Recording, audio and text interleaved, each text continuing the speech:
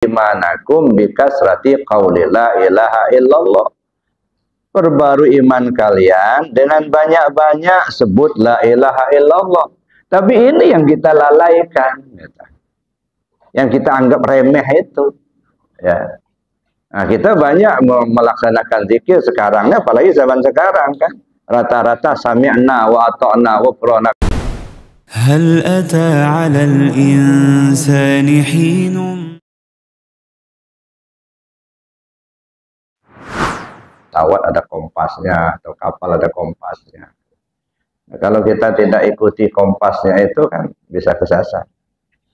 Nah, begitu juga di mobil mesti ada petunjuknya tentang gasnya misalnya, pokoknya ada pedoman lah, ada petunjuk. Nah, petunjuk itulah yang akan kita ikuti gitu. Nah, kalau kita tidak menemukan petunjuknya itu, ya tidak ada yang bisa kita ikuti. Nah, ini makanya kadang-kadang ya, ketika peristiwa Isra Mi'raj itu yang diperbincangkan itu ya tentang sholat. Rata-rata tentang sholat. Belum menemukan apa petunjuknya. Ya. Kita tingkatkan dengan peringatan Isra Mi'raj, kita tingkatkan sholat. Begitu juga kadang-kadang dari peristiwa Isra Mi'raj itu yang diperbincangkan apakah ruhnya yang berangkat, apakah jasmaninya juga, ya, apakah mimpi. Nah, ya perbincangannya sekitar itu. Menurut saya itu nggak penting, gitu ya. Kenapa nggak penting? Apakah kalau berangkatnya ruhnya saja umpamanya kita nggak percaya? Nah, apakah umpamanya dengan mimpi itu nggak percaya?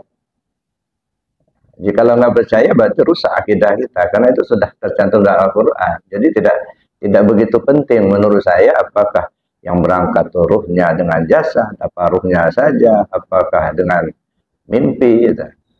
Tidak menemukan satu petunjuk. Yang jelas gitu ya, Nabi itu didampingi Jibril, itu yang jelas. Jibril itu siapa? Malaikat. Malaikat itu siapa? Ruh, nur, terbuat dari nur. Jadi Nabi itu didampingi Jibril, itu jelas itu malaikat yang terbuat dari nur. Jadi bukan didampingi oleh wali kota atau didampingi oleh gubernur, bukan. Ya. Dari sini aja kan kita sudah paham sebenarnya. Ya. Kemudian di Aqsa disambut oleh ruhnya para anbiya, ruhnya para nabi, ruhnya para rasul. Disambut pula sama para malaikat, ruhnya para nabi. Jadi bukan disambut oleh raja Palestina atau disambut oleh gubernur Mesir misalnya, bukan. Disambut, ditunggu oleh arwahnya para anbiya. Berarti ini kan perjalanan rohani, gitu kan. Ya, dari sini aja kan sudah kita paham. Makanya mari kita lihat peristiwa Isra Mi'raj itu walaupun hanya singkat gitu ya. Dari 4 sudut pandang. Pertama, peristiwa Isra Mi'raj dalam pandangan syariat. Yang kedua, dalam pandangan tarekat. Yang ketiga, dalam pandangan hakikat. Dan yang keempat, dalam pandangan ma'rifat. Ya. Yang pertama, dalam pandangan syariat. Ya. Peristiwa Isra Mi'raj dalam pandangan syariat, bahwa beliau yang berangkat itu siapa? Yang berangkat itu Nabi. Ya, didampingi Jibril. Kemudian kendaraannya burak. Jadi pelakunya 3. Muhammad, Jibril, burak. Ini pelaku Isra Mi'raj. Kemudian berangkat dari mana? Berangkat dari Masjidil Haram ilal Masjidil Aqsa, menuju Masjid Aqsa. Nah, Haram itu ada di Mekah, gitu. Sampai sekarang masih ada. Kemudian Aqsa itu di Palestina, masih ada sampai sekarang. Jadi artinya dua-duanya itu di bumi. Perjalanan di bumi. Bumi itu nyata, kelihatan. Nah, dari Aqsa naik ke langit. Bukti beliau naik ke langit itu ditunjukkan oleh batu Sakhra yang ada di depan di Aqsa itu. Dalam riwayatnya batu itu tempat berpijaknya Nabi ketika akan berangkat naik. Nah, begitu sudah di awam, ditahan sama Jibril, nggak boleh ikut. Nah, kamu nggak boleh ikut. Berhentilah si batu itu. Nah, sehingga dia tidak lagi turun ke bumi, tapi tidak boleh naik, enggak tergantung tak betali. Nah, sampai sekarang masih ada batu Sokro itu, batu yang tergantung tak betali. Nah, itu menunjukkan secara syariat benar Nabi itu berangkat ke sana. Itu buktinya. Ada bukti. Jadi bukan hanya beliau cerita tanpa bukti, ada bukti. Jadi betul-betul artinya beliau berangkat Isra dan Mi'raj itu secara syariatnya. Nah, haram dan aqsa itu ada di bumi, langit itu ghaib. Ya. Berarti Nabi itu ketika Isra Mi'raj akan menghadap Allah itu menempuh dua macam perjalanan. Perjalanan nyata di bumi, perjalanan ghaib di langit. Nah, kita semua manusia ini kan juga akan menghadap Allah. Mesti juga menempuh dua macam perjalanan. Tidak bisa kita menghadap Allah hanya satu saja jalan. Ada dua jalan. Jalan syariat zahiriyah dan jalan hakikat batiniyah. Jadi kalau hanya menjalankan syariat tanpa berhakikat, itu sampai ke Aqsa aja, apa nggak naik ke langit. Nah, jadi kalau mau ketemu Allah, mesti naik ke langit, mesti mi'raj, mesti pakai hakikat. Gitu. Jadi orang-orang yang anti hakikat, anti tasawuf itu, saya kira cuma hanya taat aturan, tapi tidak mengenal Allah yang dia sembah. Ada kan orang anti tarekat, anti tasawuf begitu. Tasawuf itu bid'ah. Ya silakan aja, namanya pendapat ya. Tapi kalau menurut saya kalau orang nggak bertasawuf, cuman ibarat Isra Mi'raj itu cuman hanya Aqsa aja. Nggak naik ke langit, nggak nyampai ke Allah. Ya. Asyari'atu bila haqiqatin natilah wal haqiqatu bila syari'atin batilah. Syariat tanpa hakikat kosong melompong. Bagus lahirnya, kosong dalamnya. Nah, makanya saya bilang waktu dulu, dalam Islam itu kita mengenal ada tiga, Islam, iman, dan ihsan. Islam itu, kalau saya ibaratkan buah, ibarat kulit. Ya. Iman itu ibarat isi, ihsan itu ibarat rasa. Jadi Islam itu syariat, iman itu akidah, ihsan itu tasawufnya. Jadi kulit, isi, rasa. Kulit membungkus isi, isi menyimpan rasa. Nah, makanya tiga-tiganya itu harus diambil semua, Pak. Nggak bisa diambil salah satu, dibuang yang lain. Gitu. Saya baru syariat aja, nggak mau bertorekat, nggak mau tasawuf, ya silakan aja. Cuman hanya kulitnya aja dapatnya. Ya. Mendingan kalau kulit mangga, apa kalau kulit doren, apa nggak bengkak-bengkak bibir itu. Makan tuh kulit, maka tidak terasa nikmat kita dalam beragama ini. Ya, kenapa? Ya memang nggak tahu isi, nggak bisa merasakan, gitu ya. Nah, dianggap itu satu beban aja, makanya orang anti agama kadang, karena dianggap beban, gitu. Karena nggak tahu isi. Tapi kalau orang yang sudah tahu isinya, apalagi sudah merasakan, ya, pasti mereka itu akan istiqomah dalam menjalankan agamanya. Jadi dilihat dari segi syariat, benar artinya Nabi itu berangkat Isra Mi'raj. Ya. Walaupun kita tidak perlu memperbincangkan apakah ruhnya dengan jasad, apa ruhnya saja, pemimpi. Tidak penting amat. Ya. Tapi yang terpenting bahwa kita berkeyakinan betul bahwa Nabi SAW itu benar-benar menjalankan peristiwa Isra Mi'raj itu. Ya. Pertama, karena tercantum dalam Al-Quran. Yang kedua, ada bukti, ada batu Sokro itu sebagai tatah Nabi ketika naik. Itu satu. Yang kedua, kita lihat secara torekat. Ya, dalam pandangan torekat. Ya. Nabi SAW itu tujuannya Isra Mi'raj itu untuk menghadap Allah. Bukan jalan-jalan. Dan bukan pula menghibur diri karena sudah meninggal istrinya Siti Khadijah, bukan.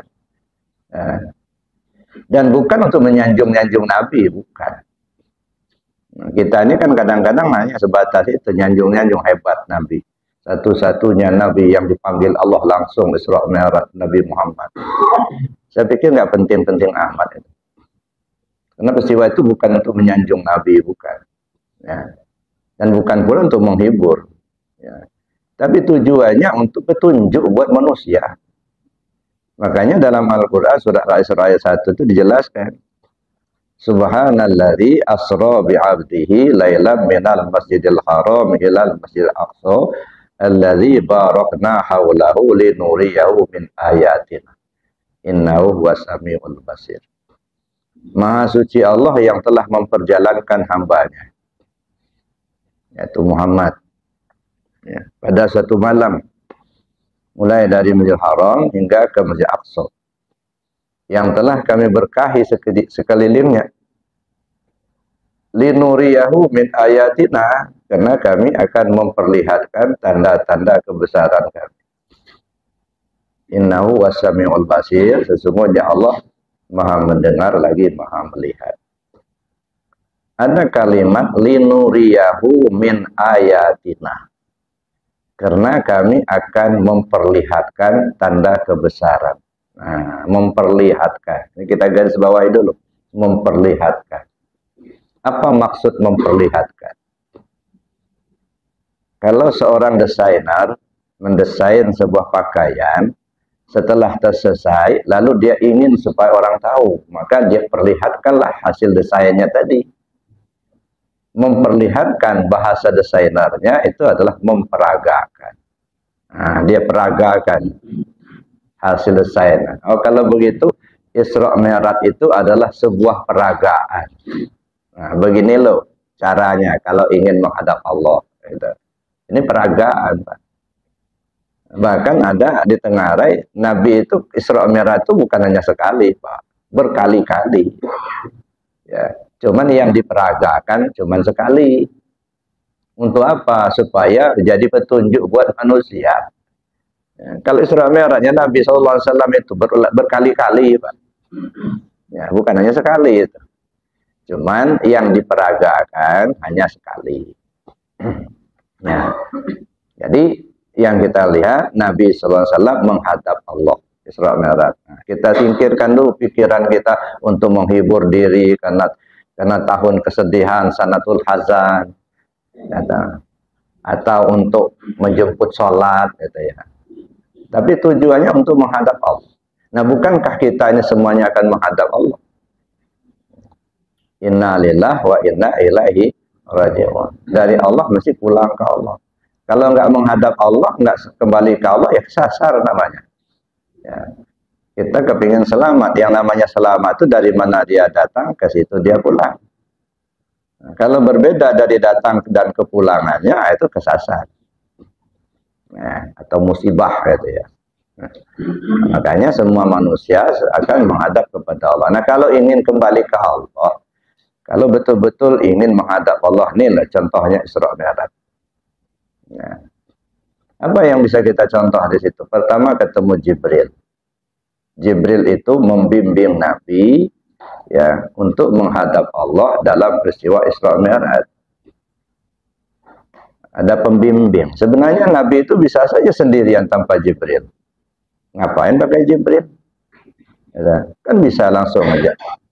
Tapi lagi-lagi ini peragaan, Pak, supaya dicontoh umat. Artinya kalau akan menghadap Allah harus ada pembimbing, Pak. Nggak bisa kita ujuk-ujuk berangkat sendiri, gitu. Ada pembimbing. Dalam bahasa tarekat ini namanya mursyid. Ada guru mursyid, guru yang membimbing kita. Ya. Kalau nggak ada pembimbing gimana? Zikir aja kita acak-acakan. Kenapa? Nggak ada pembimbing. Ya. Cuman dengar-dengar orang zikir kita terapkan, baca-baca buku zikir kita lakukan. Nggak ada pembimbing. Padahal zikir itu sendiri kan ada aturannya. Ya, ada zikir syariat, ada zikir tarekat, ada zikir hakikat, ada zikir ma'rifat. Tapi kan karena nggak ada pembimbing, Nah, kita mau tanya sama siapa? Nah, jadi itu satu, Pak. Jadi kalau betul akan menghadap Allah harus ada pembimbing. Makanya Syekh Muhammad Amin Al-Qurdi dalam bukunya Tanwirul Qulub mengatakan, wajib bagi seorang hamba yang ingin usul kepada Allah mencari seorang guru mursyid yang dapat membimbing ruhaninya menghadap kepada Allah. Kenapa wajib? Karena kembali kepada Allah itu wajib. Ditengarai tidak bisa kembali tanpa pembimbing. Ma la yatimul wajib illa bi fahuwa wajib. Sesuatu kewajiban yang tidak akan sempurna melainkan dengan sesuatu yang lain, maka sesuatu yang lain itu hukumnya wajib juga. Kembali ke Allah wajib, tidak bisa sampai tanpa pembimbing, maka mendapatkan pembimbing hukumnya wajib juga. Nah, sama dengan wudhu. Wudhu itu tidak wajib. Ya, Bapak Ibu sudah mandi, mau wudhu boleh, nggak wudhu nggak apa-apa, nggak berdosa. Ya, tapi ketika kita akan sholat, tidak sah sholat tanpa wudhu, maka wudhu menjadi wajib. Ya. Nah, begitu juga pembimbing tadi. Ya, ditengarai tidak bisa kembali ke Allah tanpa pembimbing, sedangkan kita wajib kembali ke Allah, maka mencari pembimbing hukumnya wajib. Satu, ya. Nah, carilah pembimbing ruhani, ya, yang dapat mengajari kita, membimbing kita agar kita usul ke Allah. Jadi kita ibadah itu bukan hanya sekedar tunggang tunggi, Pak. Bukan hanya sekedar seremonial, tapi betul-betul usul ke Allah. Nanti kita lihat. Ya. Itu yang pertama, ada pembimbing. Setelah ketemu pembimbing, ketika Nabi SAW akan berangkat dulu, ya, apa yang dilakukan oleh pembimbing, oleh Jibril? Membelah dada Nabi. Dibelah dada, dikeluarkan jantungnya, dibersihkan. Dada ini fisik, ya, zahir. Jantung itu lambang hati, batin. Berarti kita akan menghadap Allah harus bersih dulu lahir batin. Nah, dibersihkan dulu lahir batin. Nah, ketika kita akan bersih lahir batin, nah, kita bertanya kepada mereka yang ahlinya, bagaimana cara membersihkan diri. Nah, nanyanya sama yang ngerti, jangan nanya sama yang nggak ngerti, Pak. Kalau nanya sama yang nggak ngerti, kita nggak ngerti, nanya sama yang nggak ngerti juga, itu sekolah pada ranguh namanya. Nah, sebabai pada bungkuk. Nah, nggak akan ketemu, nanyanya sama mati. Maka ia pesankan betul oleh Allah, fas'alu ahla dzikri in kuntum la ta'lamun. Tanya sama yang ngerti kalau kamu nggak tahu, gitu. Nah, jangan nanya sama yang nggak ngerti, gitu. Yang ahlinya, ya kan? Kita mau bertanya tentang tarekat, tanya yang ahli tarekat. Kita akan bertanya tentang syariat, tanya sama yang ahli syariat, gitu. Tidak bisa digeneralisasi, pokoknya semua ustadz itu ahli semua. Belum tentu, Pak. Ada yang ahli di bidang syariat, belum tentu dia ahli di bidang tarekat. Ada yang ngamalkan tarekat, belum tentu ahli di bidang hakikat ma'rifat. Jadi kita lihat apa namanya porsinya masing-masing. Nah, di belah dada. Dalam tarekat apa belah dada itu? Talqin zikir. Nah, jadi kalau ketemu guru mursyid, ketemu pembimbing, maka minta talqin zikir, belajar zikir. Makanya kata Syekh Muhammad Amin Al-Qurdi, gitu ya, wajib bagi seorang hamba mencari seorang guru pembimbing yang dapat membimbing ruhaniyahnya usul kepada Allah. Nah, kalau kau sudah temukan, jangan tinggalkan dia sebelum kau dibawanya menghadap kepada Allah. Artinya sebelum talqin dulu. Nah, jadi bukan hanya ketemu ngobrol-ngobrol, bukan. Belah dada, bersihkan, talqin zikir. Nah, gimana cara berzikir itu yang benar itu? Nah, maka kita belah dada artinya talqin zikir. Nah, setelah dibelah dadanya, apa yang didatangkan Jibril? Kendaraan. Ya, apa kendaraannya? Namanya burak. Ya. Burak ini dicari atau diambil oleh Jibril dari taman burak dalam surga, yang kondisinya pada saat itu sangat kurus. Ya, sangat kurus. Banyak burak-burak yang lain yang gemuk-gemuk, tapi yang kurus ini yang diambil sama Jibril alaihissalam. Lalu dibawalah menghadap kepada Nabi. Nah, dalam riwayatnya itu kan begitu di depan Nabi si loncat-loncatlah si burak kan. Sampai ditegur sama Jibril alaihissalam. Kenapa kamu loncat-loncat? Apa nggak mau ditunggang oleh Muhammad? Ya bukan begitu ya Jibril katanya. Sebelum Muhammad naik punggung saya kepingin Muhammad itu janji dulu sama saya. Mau Muhammad? Mau. Janji apa burak? Wahai Muhammad, kalau kau sudah naik punggung saya, jangan ada lagi orang lain yang naik punggung saya selain kau sendiri. Itu satu permintaannya. Yang kedua, kalau kau akan masuk surga, jangan tunggang burak lain selain saya sendiri. Nah, burak aja nggak mau dimadu, Pak. Nah, ya nggak mau dia yang lain-lain. Ya, jangan tunggang burak lain selain saya sendiri. Iya kata Nabi. Wahai Muhammad, sebagai tanda persetujuan, tolong tanganmu yang mulia itu taruh dulu di punggung saya. Oleh Nabi ditaruhlah tangannya di atas punggung burak itu.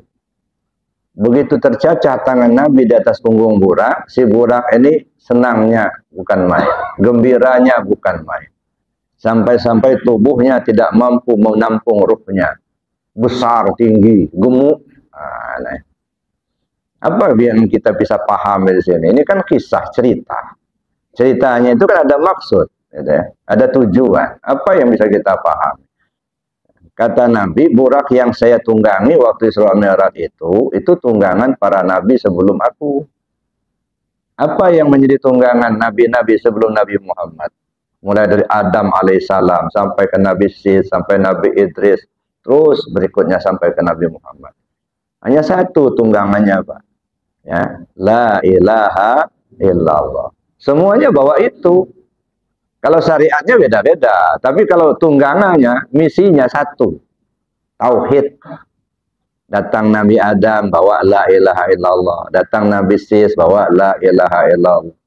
Datang Nabi Idris, Nabi Sulaiman, Nabi Yahya, Zakaria, dan seluruh nabi-nabi lah.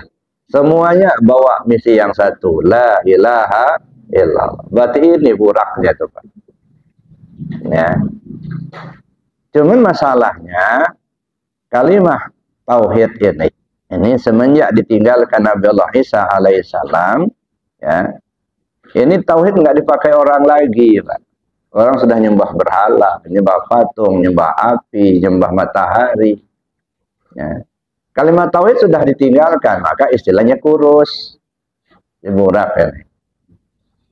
Nah, lalu kemudian dibawa oleh Jibril ke depan Nabi. Si burak minta janji. Apa janjinya? Kalau kau sudah naik punggung saya, jangan ada lagi orang lain yang naik punggung saya selain kamu sendiri. Artinya apa? Nggak ada lagi Rasul, Nabi sesudah Nabi Muhammad. Ya, makanya kata Nabi, ana khatamul anbiya, saya penutup semua Nabi. Nggak ada lagi ya Nabi untuk menyampaikan kalimat tauhid itu selain Nabi Muhammad. Adapun berikutnya itu ada pengikut Muhammad. Disebut ulama-ulama, para ulama. Bukan Nabi, tapi para ulama. Ya. Kita ada lagi Nabi sesudah Nabi Muhammad.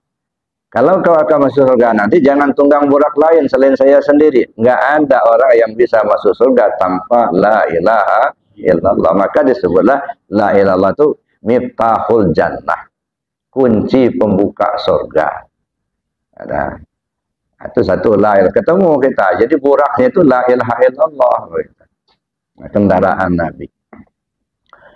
Nah, dalam pandangan tarekat, setelah talqin zikir, dikasih amalan.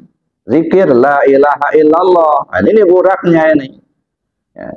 Cuman di kita ini kadang-kadang buraknya itu dikurung terus, Pak. Nggak dikenderain. Ya nggak nyampai. Ya, nggak diamalkan. Ya, ditambatkan aja begitu. Nabi kan sudah dikasih dikenderainya. Artinya diamalkan. Nah, jadi burak itu la ilaha illallah. Nah, zikir. Nah, makanya zikir ini merupakan kebutuhan semua orang, terutama kita yang beriman. Tapi kadang-kadang nggak terpahami, ya kan? Zikir ini seolah-olah hanya ya seremonial juga, gitu. Kayak tadi kita zikir kan. Seberapa orang yang bisa mengikuti itu? Kenapa? Karena memang tidak dipelajari. Makanya saya bilang zikir itu, gitu ya, ada zikir syariat, ada zikir tarekat, ada zikir hakikat, ada zikir ma'rifat. Ini dari awal dulu sudah saya jelaskan, tapi nggak tahu nyambung apa tidak. Ya. Zikir syariat itu ucapan dan perbuatan. Baca Quran zikir, sholat zikir, baca kalimah la ilaha illallah itu zikir. Itu zikir syariat. Makanya kalau zikir syariat itu melalui ucapan dan perbuatan. Haji itu zikir, sedekah juga zikir, gitu ya. Nah, dari sekian banyak model zikir dalam tingkat ini, afdalul zikir fa'lam annahu la ilaha illallah. Ini yang paling afdal. Ini yang paling kencang, gitu. Ya, paling besar pahalanya, paling gampang mengamalkannya, itu zikir la ilaha illallah. Makanya Nabi berpesan, jaddidu imanakum bikasrati qauli la ilaha illallah. Perbarui iman kalian dengan banyak-banyak sebut la ilaha illallah. Tapi ini yang kita lalaikan, yang kita anggap remeh itu. Ya. Nah, kita banyak melaksanakan zikir sekarangnya, apalagi zaman sekarang kan. Rata-rata sami'na wa ata'na wa ghufranaka rabbana wa ilaikal masir, berbubar. Ya. Apa itu tujuannya?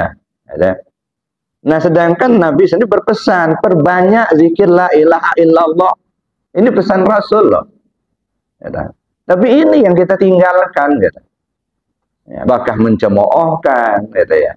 Bahkan menganggap bid'ah. Gitu. Padahal Masya Allah, kalau paham zikir la ilaha illallah itu, ya pasti menetes mata itu. Nah, makanya salah satu petunjuk, kita lihat lagi dalam Al-Quran, ketika Nabi Allah Musa alaihissalam, kaumnya meminta air, pada saat itu nggak ada air. Lalu Allah perintahkan, wa izistasqal Musa ya qaumihi, faqul nadrib bi'asokal hajar, fampajarat min husnata asyarata aina. Ketika kaum meminta air kepada Musa, ya, maka Allah perintahkan, fadrib bi'asokal hajar, pukulkan tongkatmu ke batu yang keras itu. Dia akan memancarkan 12 mata air. Nah kita ini kadang-kadang cerita Nabi Musa memukul batu, itu aja. Enggak, ini petunjuk. Lagi-lagi apapun yang tercantum dalam Al-Quran itu petunjuk. Baik dia disebutkan dalam bentuk cerita, atau perintah, atau larangan, itu semua petunjuk semua. Nah sekarang mana petunjuknya? Wadrib bi'asokal hajar. Pelaksananya dulu Nabi Musa memukulkan tongkatnya ke batu, sehingga batu memunculkan mata air.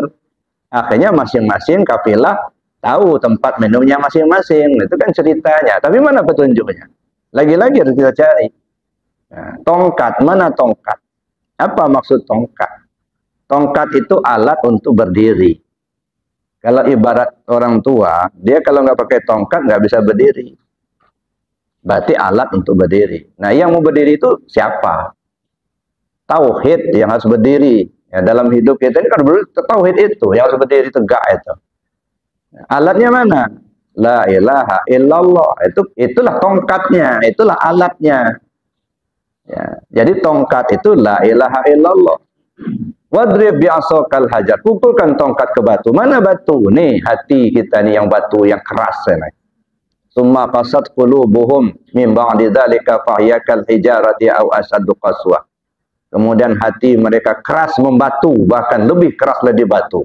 Udah dikasih tahu ini loh perintah Nabi zikir, ini ayatnya, ini hadisnya, masih juga nggak mau. Keras kan hati kita ini. Ya. Beda dengan zaman dulu, zaman sahabat dulu, ya. Bahkan kita ini kan sudah sering bacakan, gitu ya. Sami'na wa ata'na. Kami tahu, kami ikuti. Itu kan omongan kita. Ya, kita sampaikan, ya, karena itu ayat Al-Quran kan, sami'na wa ata'na. Sering kita baca, sudah salat. Tapi apa yang disampaikan nggak diterima, gitu. Karena sami'na wa ata'na. Kata Nabi, jaddidu imanakum bikasrati qauli la ilaha illallah. Perbarui imanmu dengan banyak nyebut la ilaha illallah. Nah, kita tinggalkan, kita nggak mau pakai itu. Kan keras hati kita itu. Gitu ya. Wazkur rabbaka fi nafsik tadarruan wa khifatan wa dunal jahri minal qawli bil ghudu wal asal wa la takum minal ghafilin. Al-Quran, Allah yang perintah. Sebut nama Tuhanmu pakai hatimu. Tadarruan wa khifatan, dengan rasa rendah diri, rasa takut kepada Allah. Wa dunal jahri minal qawli, jangan bersuara. Ini perintahnya zikir di hati.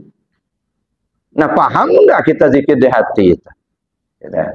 Tadarruan wa khifatan, dengan rasa rendah diri, rasa takut kepada Allah. Maka kita lakukan tadi, diam setelah zikir la ilaha illallah, zikir jahar, diam. Itu zikir ngelatih hati. Nah, tapi kena nggak paham, sudah bubar. Jadi di tempat duduk masing-masing. Kenapa? Kan nggak paham. Ya, kita zikir diam itu ngajar hati kita ini loh. Ya, supaya hati ini tahu cara zikirnya. Karena orang ini bisa meninggal semua, Pak. Nggak ada manusia yang hidup selamanya di dunia. Nah, ketika kita akan meninggalkan dunia ini, apa kendaraan yang kita pakai? Ya, nah. Kalau istilah saya, ada kendaraan darat, ada kendaraan laut, ada kendaraan udara. Siapkan 3 kendaraan ini. Kendaraan darat apa? La ilaha illallah. Man qala la ilaha illallah akhiru kalami dakhala jannah. Siapa orang yang akhir kalamnya la ilallah, dia masuk surga. Ini bukan tawaran murahan, saya bilang. Ini tawaran sulit. Saking sulitnya menghadirkan kalimat itu ketika orang akan meninggal, kalau bisa hadiah surga. Ya. Jadi jangan dipahami bahwa kalau begitu ingat-ingat aja, sebut la ilallah kalau mau mati itu masuk surga. Enggak begitu, enggak. Saking susahnya. Ini kalau sudah ini terkunci, gimana? Kadang-kadang jauh hari belum mati sudah nggak bisa ngomong lagi, sudah kena stroke. Nah, jadi saking sulitnya, makanya kata Nabi, matanas bima ya'isubi. Manusia mati sesuai kebiasaan. Oh, kalau begitu biasakan dulu nyebut la ilaha illallah itu semasa masih sehat, supaya memati nanti sudah terbiasa nyebut la ilaha illallah, kan begitu. Ini kalau masih sehat begini jarang-jarang nyebut la ilaha illallah. Jangan harap mau dapat la ilaha illallah pada waktu mutadar. Nah, jadi itu istilah saya itu kendaraan darat. Nah, kalau masih bisa nyebut, sebut kalimah la ilaha illallah. Tapi apa jadinya kalau mulut sudah terkunci? Ya, ibarat berkata orang, tinta sudah kering, pena pun sudah patah, kertas pun sudah robek, nggak ada yang bisa ditulis. Nggak ada bidaya yang disebut, ya. Ini sudah terkunci, ya. Udah keluh lidah, nggak ada lagi yang bisa disebut, nggak bisa dipakai lagi ini, ya. Pakai kendaraan yang kedua, apa? Kendaraan laut, apa kendaraan laut? Zikir dalam hati. Hati itu lautan tanpa tepi, Pak. Nah, jadi kalau disebut lautan tanpa tepi itu hati itulah. Nah, zikir khafi, nah itu perintah Allah tadi. Wazkur rabbaka fin nafsik. Sebut nama Tuhanmu pakai hatimu. Zikir dalam hati. Diam, kita ngelatih hati zikir itu. Nah, makanya dalam tarekat Qadiriyah Naqsyabandiyah. Qadiriyah itu zikir jahar dengan la ilaha illallah. Naqsyabandiyah itu zikir dalam hati. Maka selesai kita sholat, zikir, biasakan la ilaha illallah. Selesai la ilaha, jangan bangun dulu. Diam dulu, zikir. Latih ini berzikir. Nah, kalau ini enggak terlatih, gimana cara ini berzikir? Ya, untuk ingat Allah itu gimana caranya? Semasih sehat aja kita nggak pernah berlatih. Ya, latihlah hati, maka diam. Nah, diam itu bukan diam kosong. Diam ngelatih hati supaya biasa zikir. Ya, itu satu. Itu yang kedua, itu zikir dalam hati. Itu perintah Allah itu. Wazkur rabbaka fi nafsik tadarruan wa khifatan wa dunal jahri minal qawli bil ghudu wal asal wa la takum minal ghafilin. Sebut nama Tuhanmu pakai hatimu. Ya, dengan rasa rendah diri, rasa takut kepada Allah, tanpa bersuara. Nah, terus pelaksananya gimana? Bil ghudu wal asal, pagi, sore, siang, malam, sehat, sakit, lapang, sempit, di darat, di laut, di udara, di mana saja, kapan saja, wala takum minal ghafilin. Kamu jangan sampai lengah, jangan sampai lalai. Sedetak jantung, sehembus napas tak ingat Allah, itu namanya lalai. Lalai dosa. Karena Allah perintahkan jangan lalai, kata Allah. Nah, itu dua, zikir pakai hati. Makanya setelah zikir jahar di kita, ya kan, jangan berdiri dulu, jangan sibuk cari tempat duduk, diam dulu. Nah, zikir. Makanya perlu talqin zikir, perlu belajar dulu. Ya nggak cukup dengan ceramah, nggak cukup baca buku, gitu ya. Tapi betul-betul kita pelajari untuk kita amalkan, membenahi diri kita ini supaya usul ke Allah. Nah, kalau saatnya sudah dekat, ibarat kata orang, padang mahsyar sudah gempa, angin topan sudah datang, itu pasti akan berangkat. Apa kendaraan yang bisa kita pakai? Ya, padang mahsyar sudah gempa, angin ribut sudah datang, enggak urung lagi pasti berangkat. Nah, siapkan kendaraan untuk melaju, ya, kendaraan udara. Karena angin ribut kan sudah datang. Ya, kalau pakai kendaraan laut nanti ombaknya besar, nanti tergoleng nanti. Pakai kendaraan udara. Apa kendaraan udara? Zikir anfusiyah. Nah, keluar masuknya nafas. Ya, ibarat berkata terang padang mahsyar sudah gempa. Mana padang mahsyar itu ibaratnya? Dua jari di bawah pusat itu ibarat padang mahsyar. Coba perhatikan orang mau mati itu, Pak. Udah gini aja bawah pusatnya. Karena kalau sudah itu terjadi, udah nggak urung lagi. Paling lama setengah jam lagi. Paling lama itu. Ya. Angin ribut sudah datang, masuk. Napas sudah tenang. Itu angin ribut sudah datang. Pasti berangkat, Pak. Pakai apa kita berangkat? Kalau nggak punya zikir anfusiyah. Ya. Makanya kata Syekh Muhammad Jamil, jadikan zikir anfusiyah itu sebagai penjaga pintu kematian. Jadi bukan ini ceramah biasa, Pak. Ya. Ini untuk mengajarin kita supaya punya persiapan memati itu. Gitu. Siapkan 3 kendaraan ini. Kendaraan darat, kendaraan laut, kendaraan udara. Ya. Makanya perlu ada guru, gitu. Yang perlu yang tempat kita bertanya, tempat kita belajar. Bukan hanya penceramah. Kalau penceramah itu kan ya kalau kita setuju ambil, enggak ya udah. Tapi kalau guru bukan. Kalau guru itu fatwanya diikuti, perintahnya dilaksanakan. Itu namanya mursyid. Ini pembimbing namanya. Ya, nah, makanya kita harus ada pembimbing, ada guru tempat kita bertanya yang akan membimbing rohaniah kita usul ke Allah. Jadi pengajian itu jangan dianggap seremonial, Pak. Hanya ngisi waktu saja, bukan. Gimana membenahi ini loh. Kita mau pulang ke Allah itu. Nah, jadi 3 itu ya, yang perlu kita kaji, kita pelajari, kita terapkan, kita latih. Zikir jahar dengan la ilallah, zikir khafi dengan ismu zat, dan zikir anfusiyah. Nah, mungkin orang akan mengajarkan kita, Pak, kalau kita nggak mau, Pak. Itu ya. Ya, ini bukan obralan ilmu, bukan. Itu ya. Betul-betul kita membutuhkan itu. Nah, itu makanya ada kendaraan Nabi waktu Isra Mi'raj itu pakai burak, gitu ya. Nah, sudah itu berangkat. Ya, ya kita lihat burak ini. Kenapa dia kurus? Ya itu tadi, karena nggak dipakai orang lagi. Nah, kata si burak sebagai tanda persetujuan, tolong tanganmu yang mulia itu taruh di atas punggung saya. Tercacah tangan Nabi di atas punggung burak, si burak itu senang, gembira, bukan main. Artinya apa? Sampai dia gemuk besar, tinggi. Gitu ya. Artinya Nabi SAW mendakwahkan kalimat tauhid ini dalam waktu yang relatif singkat. Hanya 22 tahun, 2 bulan, 22 hari tersebar ke seluruh jazirah Arab. Bahkan sampai ke Romawi, sampai ke Persia. Hanya waktu yang singkat, lebih kurang 23 tahun, Pak. Bayangkan Nabi Nuh mendakwahkan kalimat ini 900 tahun. Yang masuk cuma 40 pasang. Ini tidak ubahnya mencacahkan tangan ke atas punggung burak sebentar. Nah, makanya tersebar ke seluruh jazirah Arab. Gemuk lagi lah si burak ini. Jadi Bapak Ibu yang saya hormati, itu diantaranya kita pandangan tarekat. Jadi betul-betul Isra Mi'raj itu adalah pedoman, ya, pedoman kita untuk kembali ke Allah, gitu. Kalau mau betul-betul kembali, contoh Isra Mi'raj. Maka saya bilang tadi, Isra Mi'raj sebuah peragaan. Begini loh caranya kalau ingin menghadap Allah. Itu pandangan tarekat. Masih panjang sebenarnya kalau kita mau kupas, tapi kita dibatasi waktu. Mari kita lihat dalam pandangan hakikat. Isra Mi'raj dan pernah hakikat.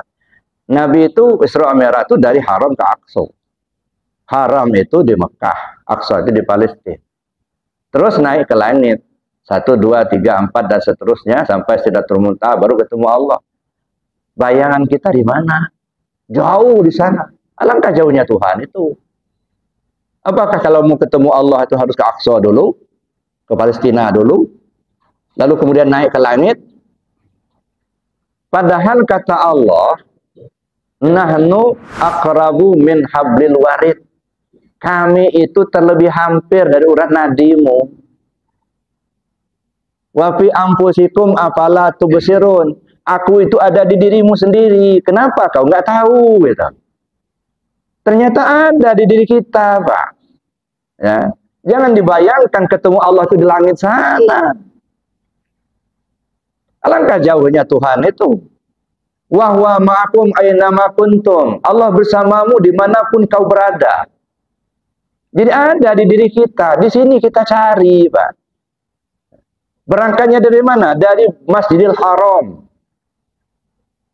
Ada apa di Masjidil Haram? Ada Baitullah. Nabi itu dibawa oleh Jibril, digotong Jibril ke Telaga Zamzam dekat Baitullah. Berangkatnya dari situ. Mana Baitullah di diri kita? Hatimu itulah Baitullah itu. Berangkatnya dari situ, Pak. Dari Masjidil Haram. Mana Masjidil Haram? Tempat yang diharamkan. Artinya apa? Haram ngaku-ngaku. Ngaku pintar, ngaku kuasa, ngaku berilmu. Berangkat dari situ, dari nol, dari kosong. Artinya apa? Ikhlas. Berangkat dari hati. Itu dari Masjidil Haram. Ya. Yang ada Baitullahnya di situ. Ya. Nah, berangkatnya di situ. Mau Bapak belajar tasawuf, berangkatnya kan dari sini. Mau belajar zikir, mau melaksanakan sholat, kan dari sini dulu. Dari hati dulu, dari Baitullah itu dulu, dari haram itu dulu berangkatnya. Nah, setelah dari haram, ya, berangkat ke Aqsa, artinya dibawa, ini tubuh ini dibawa apa? Ya, dibawa sholat, dibawa untuk zikir. Bukan hanya di hati, tapi enggak dilaksanakan. Ya. Makanya minal Masjidil Haram ilal Masjidil Aqsa. Dari Masjidil Haram sampai ke Aqsa. Masjidil Haram itu mana? Yang ada Baitullahnya. Baitullah itu di mana? Di hati kita. Nah, berangkatnya dari yang diharamkan. Diharamkan ngaku-ngaku punya, ngaku-ngaku kuasa, ngaku-ngaku punya ilmu, ngaku-ngaku hebat. Nah, artinya dikosongkan dulu. Munculnya di mana? Dari hati. Terus ke Aqsa, kemana? Ini tubuh kita ini dibawa. Bapak Ibu datang ke masjid ini kan dari hatinya mau kan, akhirnya tubuhnya datang. Coba kalau hatinya nggak mau kan tubuhnya nggak datang. Ya. Bapak Ibu mau belajar zikir karena dari hatinya dulu. Setelah hatinya mau, baru tubuhnya datang kepada guru, kan gitu. Nah, jadi berangkat dari hati kita sendiri. Nah, cari. Nah, dari Aqsa ini sudah dibawa ini, ya, untuk sholat. Ini bawa kita untuk belajar zikir, gitu ya. Naik ke langit supaya ketemu Allah begitu. Mana langitnya itu? Jangan dibayangkan langit di sana. Cari Tuhanmu itu dalam dirimu. Ya. Irji' ila rabbi. Coba kembali kau ke Tuhanmu sendiri. Ada di dirimu sendiri. Ya. Nah, naik ke langit. Mana langit? Banaitu fi jawfi Adam qasran wa sammaituha sadran. Saya bangun sebuah istana dalam tubuh Adam itu yang kuberi nama As-Sudur. Ini langit lapis pertama. Di atas sudur ada langit kedua, qalab namanya. Di atas qalab ada fuad. Di atas fuad ada saqab. Di atas saqab ada luban, langit kelima. Dalam luban, di atas luban ada sir, langit ke-6. Dalam sir ada sirusir, langit ke-7. Dalam sir ada nur. Dalam nur ini Sidratil Muntaha. Ya. Sidratil Muntaha itu apa? Kesadaran yang tinggi. Kesadaran terakhir. Ya, Sidratil Muntaha, nur. Di atas itu ada aku, kata Allah. Yang tak ada Tuhan selain aku. Baru ketemu Allah. Di mana? Ya di sini. Nah, secara ma'rifat, pelaksanaan Isra Mi'raj dalam sholat. Makanya as-sholat mi'rajul mu'minin. Mi'rajnya si al-mu'min, mi'rajnya ruh kita naik, gitu. Itu pelaksanaan Isra Mi'raj itu dalam sholat, maka disebut oleh-oleh dalam sholat. Karena mulai diperintahkan ketika Isra Mi'raj itu. Tapi pelaksanaan Isra Mi'raj itu digambarkan dalam sholat itu sendiri. Maka pakai kendaraan. Siapa yang sholat? Muhammad yang sholat. Mana Muhammad? Ruh kita itu. Sifat bagi Allah. Gitu. Nah, ruh kita itu yang sholat, pakai kendaraan. Mana ini kendaraan, jasad ini kendaraan. Makanya burak itu mukanya kayak orang, badannya binatang. Ya ini. Ya, jasad kita inilah, diri kita inilah, mukanya kayak orang. Banyak yang bentuknya manusia tapi isinya binatang, Pak. Ada. Bentuknya aja orang, tapi kelakuannya binatang, gitu. Itu kendaraan. Ini kendaraan dibawa ini, gitu. Gitu. Menghadap kepada Allah itu. Jadi bukan hanya di dalam, tapi ini di bawah. Ini ibarat kendaraan. Mukanya seperti orang. Jadi jangan kita terobsesi mukanya kayak wanita cantik gitu. Bukan. Ya. Wajuhuhu kawajhin nas. Mukanya kayak orang. Ya. Tapi kelakuannya binatang. Karena di diri kita ini cukup, Pak. Kelakuan binatang ada di sini, iblis juga ada di sini, malaikat juga ada di sini. Gitu. Bawa ini kendaraan ini, hadap kepada Allah. Nah, jangan sampai kita hanya sekedar cerita Sri Mulyani, tapi kita tidak terapkan dalam hidup kita. Nah, setelah kita berangkat ya ini, mana haram? Nah, sudah saya jelaskan. Ke Aqsa, naik ke langit. Langit satu disebut dengan as-sudur. Ini lapis pertama, langit. Maka di langit pertama ketemu Adam, gitu ya. Ketemu Nabi Adam, gitu ya. Ya ini artinya masih dalam konteks lahiriah syariat, ya. Yang mudah-mudahan kita diberi Allah petunjuk, Pak. Jadi ini kajian-kajian syariat, tarekat, hakikat, ma'rifat ini memang membutuhkan kesungguhan, membutuhkan keikhlasan, membutuhkan kemauan. Ya, bukan hanya dengar-dengar cerita, dengar-dengar ini, bukan. Betul-betul ada kemauan, baru kita bisa mendapatkan. Ya, karena kita terapkan dalam hidup kita. Tujuan kita kan ini hanya satu, Pak, ingin kembali ke Allah itu aja. Ya, makanya jangan jadi barengi apa namanya amaliah kita itu dengan yang lain. Kita ini kan masih banyak diimbangi. Kenapa ibadah? Supaya masuk surga, supaya dapat pahala. Nah, mindsetnya itu ke surga sama pahala itu aja. Ya, banyak-banyak baca ini supaya dapat pahala masuk surga. Saya kira enggak zamannya lagi, Pak, kita udah tua-tua begini. Ya. Yang perlu bagaimana usul ke Allah, itu aja dulu. Kenapa? Karena urusan pahala itu otomatis, Pak. Wa may ya'mal mithqala dzarratin khairan yarah wa may ya'mal mithqala dzarratin syarran yarah. Asal berbuat dapat balasan. Berbuat baik dapat pahala, berbuat jahat dapat dosa. Itu aja, otomatis. Ngapain diminta? Maka saya bilang orang yang beribadah minta pahala sama saja mancing ikan dalam ember. Ikan sudah dalam baskom, Pak, dipancing. Tidak ada kerjaan. Itu bazir. Nah, kalau mancing saya bilang yang ikan liar, yang ada di kolam, di sungai, di laut, itu yang dipancing. Mana yang masih liar? Ridho Allah, itu masih liar itu. Ya, nemen kita ibadah seumur hidup, apa sudah dapat jaminan ridho Allah? Enggak ada jaminan.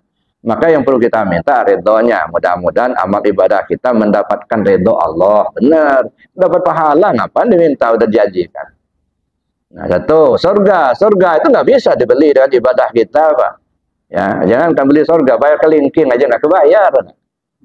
Ya, surga itu rahmat Allah, pemberian Allah.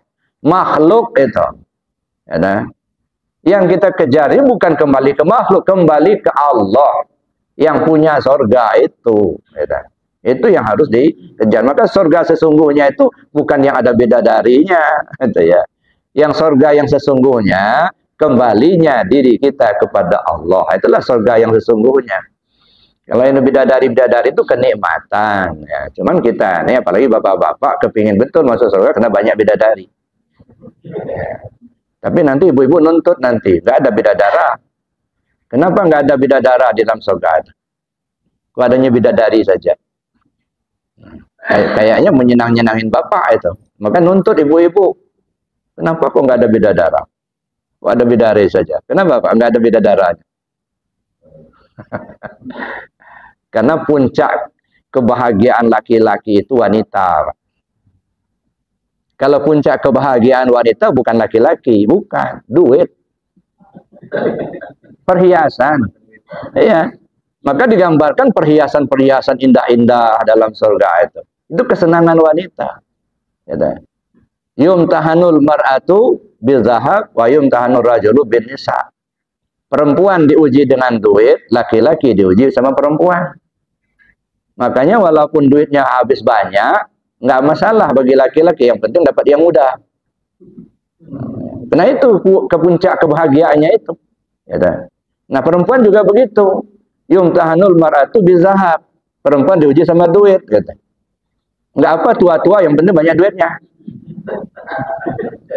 Jadi makanya di surga itu digambarkan ada bidadari untuk laki-laki, banyak perhiasan untuk perempuan. Itu ya. Dan itu kebahagiaan. Maka segala kebahagiaan, ya, kebahagiaan kan relatif. Makanya surga itu bertingkat. Gitu. Dari dunia ini kan kita bisa kita perhatikan, kebahagiaan kan relatif. Ada orang kaya bahagia, dia kalau makanannya banyak, penuh semeja, ada rendang padang, ada sop bontotnya itu, ya, ada satenya, senang gitu ya. Tapi apakah dia enak makan? Belum tentu, Pak. Banyak makanan enak, belum tentu enak makan.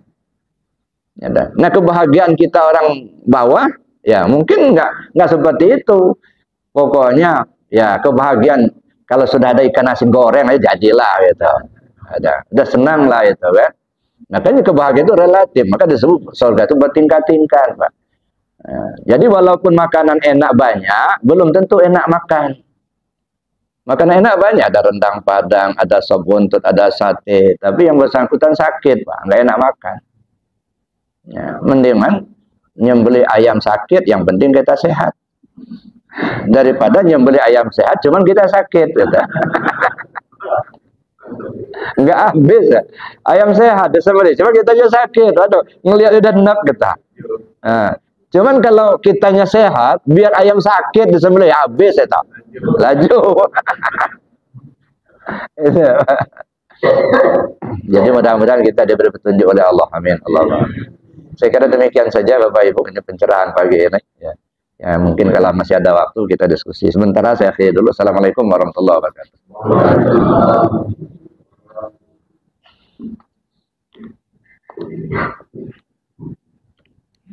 Bapak, Ibu, kira-kira diberikan. Oh ya, biar.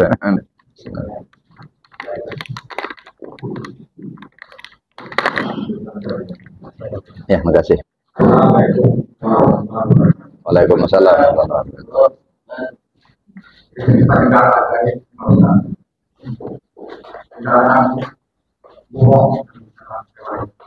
Ada pula negaranya sejarah, sejarah. Katanya wali Allah. Ini siapa yang dikatakan wali Allah? Yang ditanyakan apa sejadah ke wali Allah? Wali Allah. Siapa yang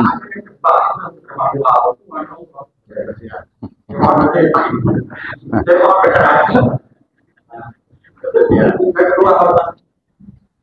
juga katanya warisan setan. Yang dimaksud warisan setan yang mana? warisan apa? Warisan setan. Nah, kira-kira kepentingan Bapak untuk mengetahui itu apa? Apa Bapak mau mengikut setan atau gimana?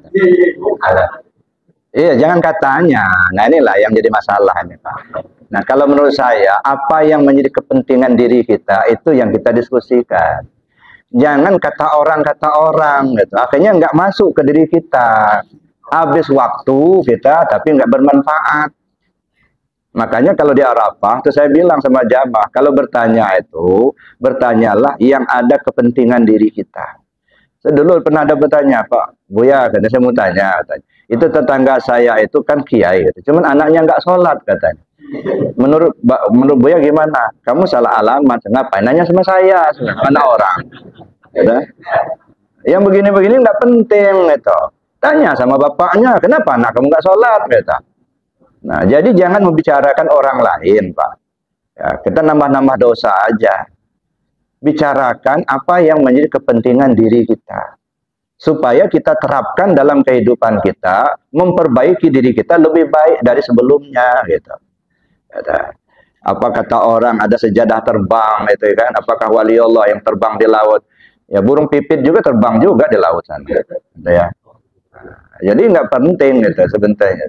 Itu kan hanya karamah-karamah saja, bisa saja kalau berkehendak mah. Gitu. Tapi wali Allah itu apa? Alat peraganya Allah. Ya, kita ini kan alat peraganya Allah. Ya. Maka kita disebut dengan khalifah Allah. Khalifah Allah itu apa? Alat peraganya Allah, memperagakan sifat Allah dalam hidup kita. Allah Maha Pengasih, nah kita peragakan suka nolong orang, suka ngasih. Allah Maha Penyayang, kita sayang kepada semua makhluk Allah, nggak ada kebencian. Allah Maha Pengampun, kita terapkan dalam hidup kita itu suka memaafkan kesalahan orang, nggak ada dendam. Nah itu jadi hidup kita itu memperagakan sifat-sifat Allah. Semakin banyak sifat Allah kita peragakan, semakin mulia dipandang Allah dan dipandang makhluk. Itulah waliullah. Nah kita ini kan banyak memperagakan sifat setan, sifat belis. Ada tersinggung dikit dendam sampai berminggu-minggu nggak teguran. Itu belis itu.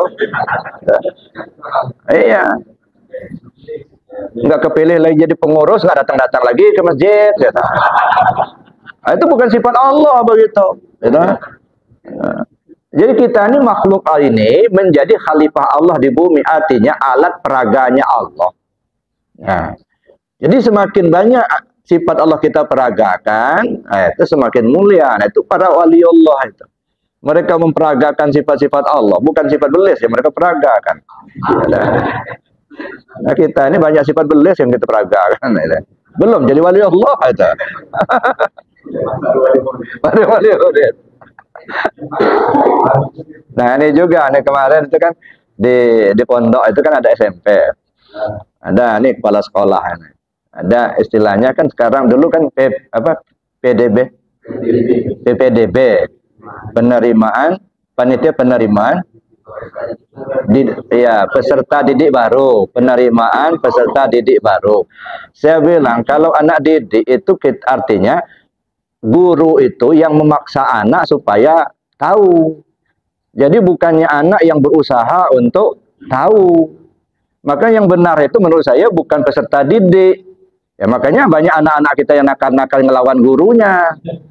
Kenapa? Karena guru memaksa anak supaya tahu. Padahal anak sebenarnya nggak mau tahu kan gitu. Nah makanya benar murid bukan anak peserta didik saya bilang. Gitu. Murid kalau murid berkehendak untuk tahu gitu. Jadi guru membimbing gitu. Ini karena kalau zaman sekarang ini kan peserta didik. Jadi seolah-olah ya guru itu dia yang memaksa anak supaya tahu. Padahal anak ini belum tentu mau kan gitu. Makanya banyak anak-anak yang nakal gitu. Ya nggak mau patuh sama orang tua apa mau gurunya. Ada. Maka yang benar itu yaitu murid. Kalau muridun orang yang berkehendak, berkehendak dia yang mau tahu, dia yang belajar, guru hanya mengarahkan, guru memberikan pengertian, gitu. Nah, nggak tahunya sekarang katanya sudah berubah katanya, nggak lagi peserta didik, gitu. Sudah jadi kembali ke seperti dulu murid lagi. Gitu. Ya gitu Pak. Itu yang pertama tadi. Ya terbang sejadah hanya nanti ya coba dulu.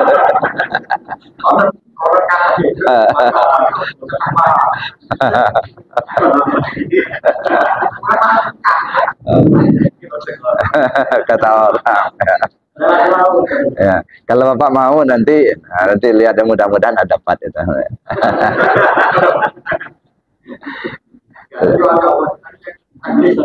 Apa tuh? Ya bukanlah, boleh bukan wali Allah itu boleh. Wali Allah itu banyak sifat Allah yang dia pakai. Coba perhatikan para wali Allah itu selalu ingat ke Allah. Mereka itu selalu sayang kepada siapa saja, suka menolong orang, itu kan? Itu wali Allah itu. Apa?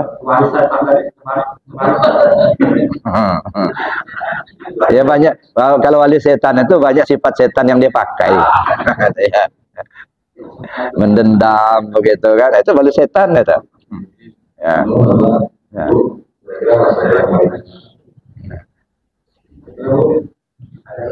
Silakan kalau ada. Biasanya ibu-ibu langsung paham, nggak mau nanya.